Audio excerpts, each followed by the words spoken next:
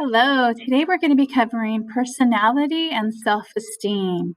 I know emotions is on this slideshow as well, but we'll cover that next class. All right, remember to participate, ask questions. If things come up, you can send me an email. Remember that pencil symbol reminds you that there's something extra important on that slide. And these slides will be available to you to access on Schoology. All right, so as we get into our topic today, let's just have a reminder of what our term mental health means.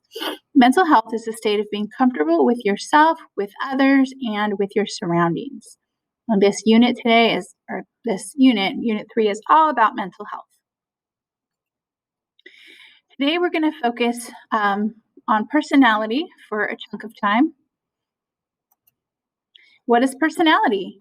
Personality is the behaviors, attitudes, feelings, and ways of thinking that make you an individual.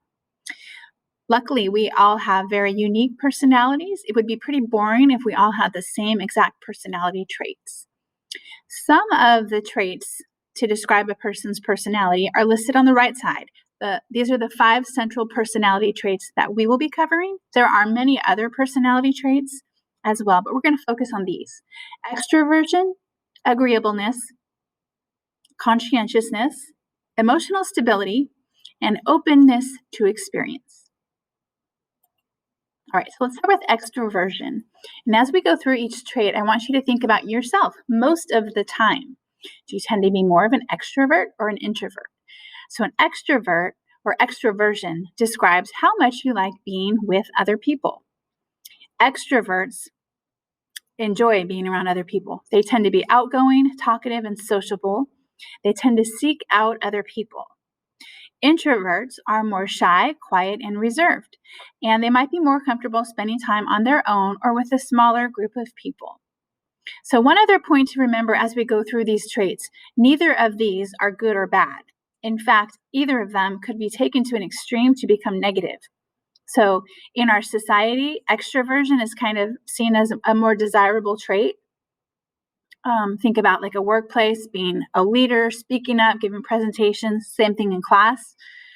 However, imagine in class an extrovert who takes this to the extreme and is very outgoing and talkative and sociable, and so much of a distraction in class. They're always getting in trouble, getting sent outside, having the teacher has to call home, that kind of thing. Same thing with the introvert. Introverts tend to be really good listeners. But taking this to an extreme, they could be so shy and reserved that they don't speak up and ask for help. Okay. Again, I don't want you to think either of these is good or bad, right or wrong. They're great. They're both great. Either could be taken to an extreme to become negative.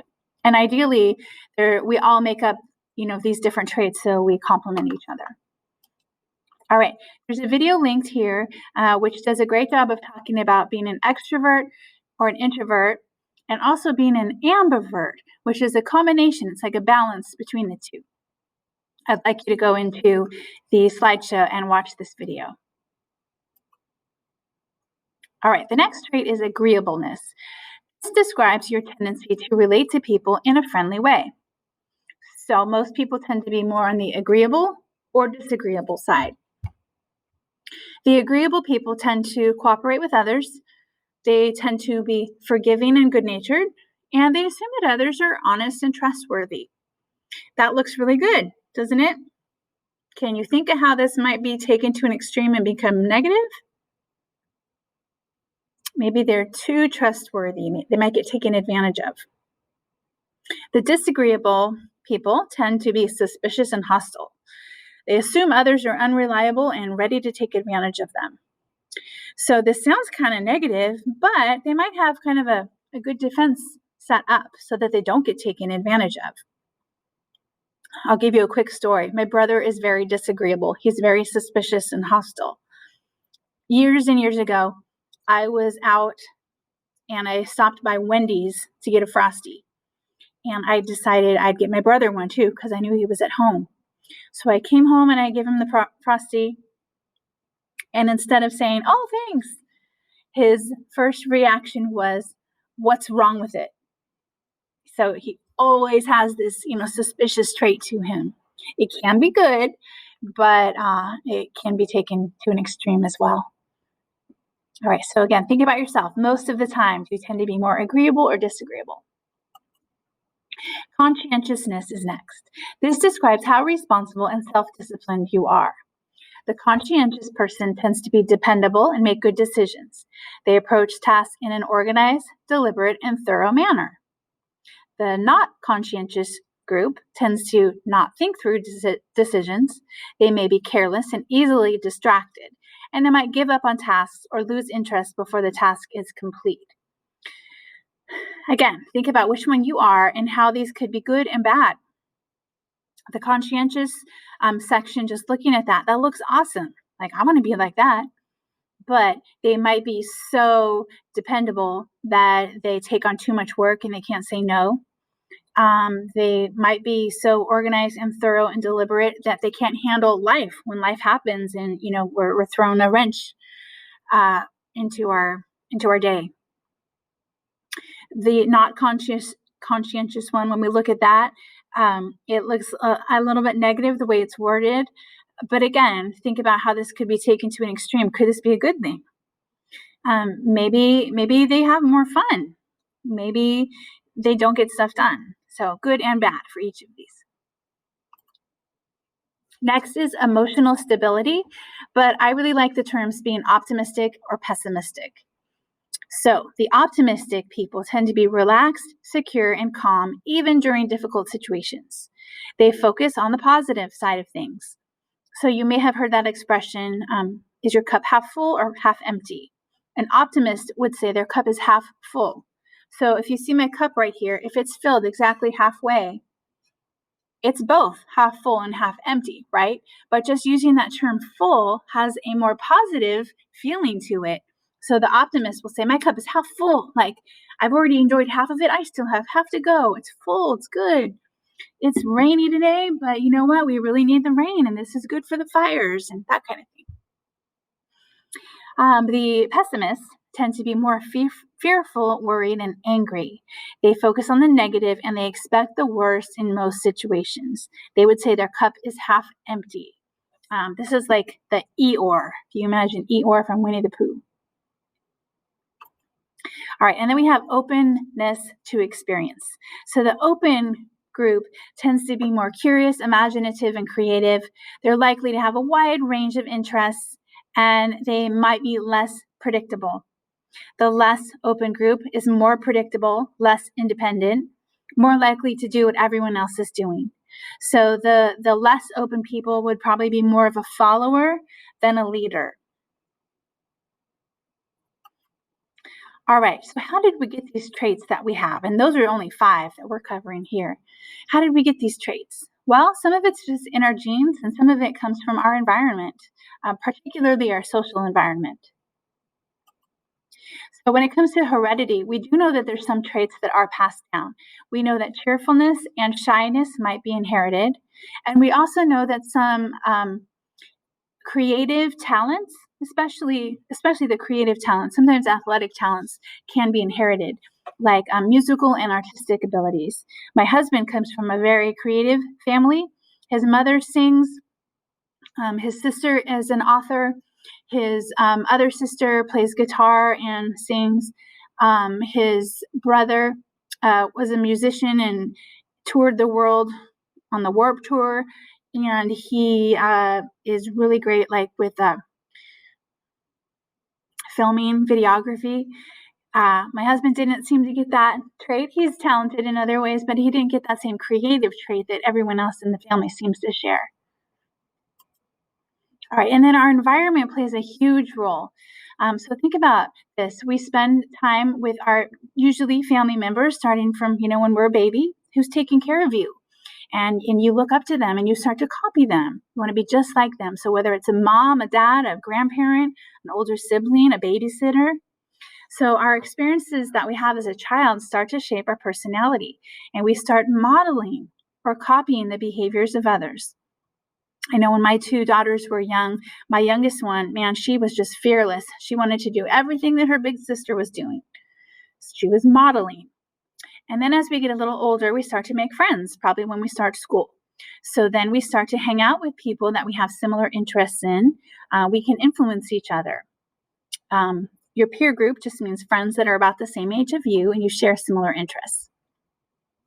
And then you might have some traits that are part of your culture. The word culture means beliefs and patterns of behavior that are shared by a group of people and passed on from generation to generation. This could be in your family, this could be in an ethnic group, this could be here at school. There's a Whitney culture. There's things that students have started years ago that have been passed on to our current group of students. All right, so pay attention to your teacher's instructions for the personality test. If you're in class, you'll be taking it on paper. On my instructions that I did a screencast for, I went over the assignment.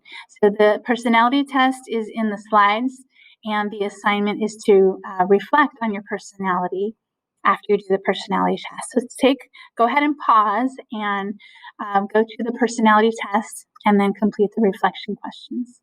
And if you need more direction on that, go ahead and watch my screencast of today's instructions. And just real quick, there's a link here for the personality test and then the reflection questions. This is the assignment that you'll be doing on Schoology today. So we go back real quick. Why would we even want to learn about personality? Because this is who we are. And in life, maybe not right now, but in normal circumstances, we work with each other. We have to learn to get along with people. And it's awesome that we all have these different traits. We can complement each other. Maybe my daughters, they have different traits, and I know, what works good with one of them isn't going to work with another one. And the way I approach one daughter might be awesome, and I approach my other daughter in the same manner, and she loses it. She explodes on me. Right? So we can learn about people. We can understand ourselves as well. We can understand our strengths and our weaknesses and our limitations. And that's part of what today's personality test is all about. All right. Self-esteem is the next section. Self-esteem is how much you respect yourself and like yourself. I think this little kitten here has a lot of self-esteem, right? He looks in the mirror and sees a lion. All right, this is just a picture here of some of the traits we might exhibit if we have low self-esteem on the right side and high self-esteem on the left side.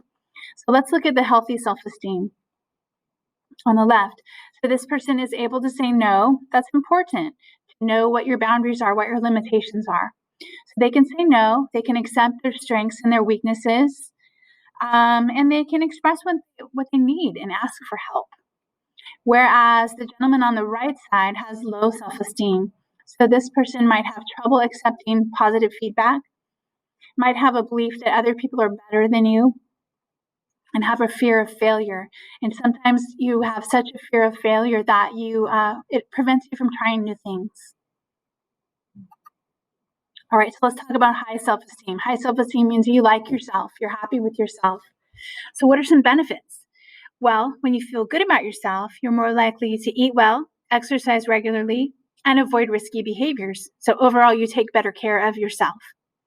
You're also more likely to set goals for yourself, to ask for help when you need it, and to bounce back quickly from setbacks and disappointments.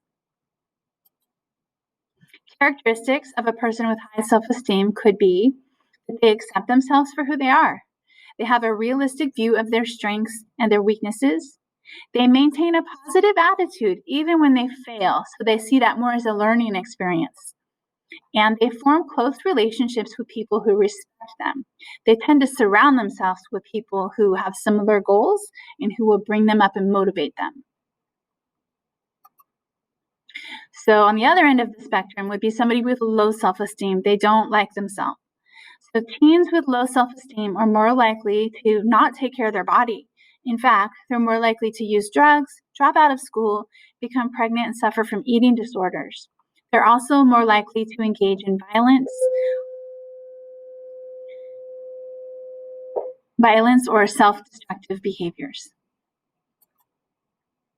Characteristics of someone with low self-esteem are they don't have much respect for themselves, they judge themselves harshly and worry what others think of them. They put on an act in public to impress others and hide their insecurities. So that might look like putting people down. They may put people down to make themselves feel better, to bring themselves up. They have a fear of failure and looking bad, and that can prevent them from trying new things. And their negative thoughts make it difficult to succeed. So what can we do? These are a couple ways we can work on to achieve and maintain high self-esteem. So first of all, make a list of your strengths and your weaknesses. What are you good at and what can you improve on? Set ambitious but realistic goals for yourself. Like just taking weight loss as an example. If a person's overweight, saying, I want to lose 30 pounds in a month, it's not very realistic and you're probably setting yourself up for failure. But losing 2 pounds a week or maybe 8 pounds in a month, that's huge, right? That's an ambitious and a realistic goal. Try not to be so hard on yourself. Rely on your values, those beliefs that are most important to you. Learn to accept compliments. When somebody gives you a compliment, thank them. Look beyond your own concerns and maybe look towards helping another person. That's one of the best things we can do to help ourselves feel better is to help others. And try not to focus so much on our appearance. All right, so that brings us to this video, and there's an assignment to go with it. So the video is called Love Yourself More, Sort of. It's about 12, almost 13 minutes long, and this is Brendan Burchard. He's a motivational speaker. So he's going to talk about improving your self-esteem. And then the assignment to complete is also called Love Yourself More, Sort of, on Schoology. So throughout the video, you can maybe have this open and respond during the video. So first, have a vision for yourself. What is the type of person you want to be? And what do you need to do to become that person? And then think of some of the achievements that you can give yourself credit for. So that's going to be covered in the video. These are your personal answers, but he's going to talk all about that during the video. All right, and so today's lesson will end here. We'll pick up with the next slide, next class. All right, take care.